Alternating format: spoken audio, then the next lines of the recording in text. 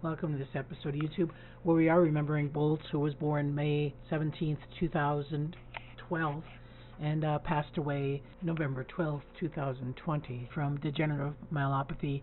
We certainly miss that face, miss everything about Bolts. He would have been 10, probably going into retirement this year if he hadn't had health issues. So to share what's going on here in the exhibit, we are certainly seeing a lot more boldness from the ravens, some of them gathering nest material, some of them just really taking advantage of the snow melting and finding tidbits in the snowbanks.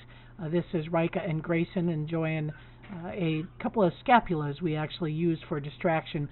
We're doing a lot of wolf link programs using our cameras, and so trying to get the wolves up during the middle of the day will become a challenge. Wolves tend to turn towards a nocturnal schedule as the kind of spring progresses into summer, and we are seeing snow conditions that are conducive to caching, so whatever they find, they try to rebury. When it was really cold, we certainly had issues with the snow just being rock hard, and now that we're warming up, we had temperatures in the 50s already, and that's showing us a little bit of a change.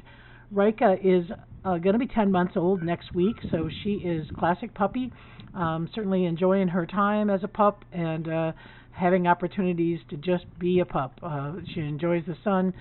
The hay beds are still out. We will be taking those out here probably in the upcoming weeks as they get wet. We are seeing a lot more associative wildlife.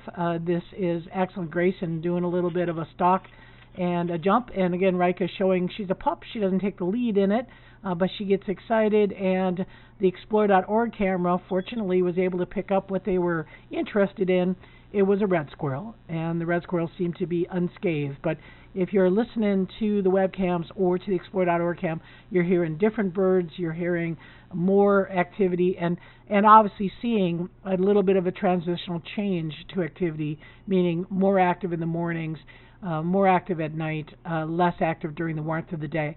They've got a full winter coat. That coat is going to stay on until they start to shed, which is usually not until late May.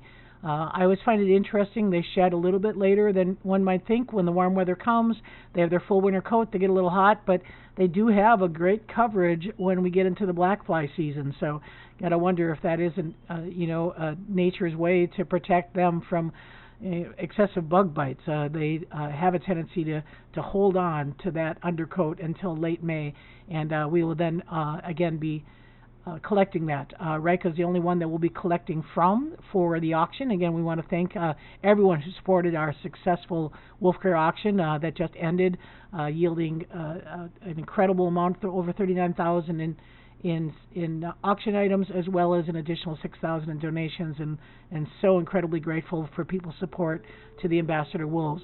And so this is Rika again, Rika and Grayson. Typically, wherever Rika is, Grayson's not far behind. And you see that T2 tail there with Grayson. For a while there, Rika had a tuck tail, T4.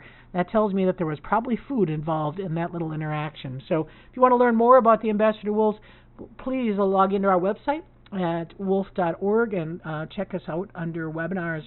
We do have a webinar on Sunday celebrating the spring equinox, and that is the time when we have an equal amount of darkness and daylight.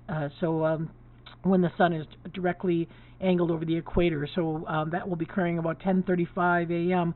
Central Daylight Time, and so we'll be celebrating that and logging in and give you a live view of what's going on. So thanks for watching. We'll see you hopefully Sunday.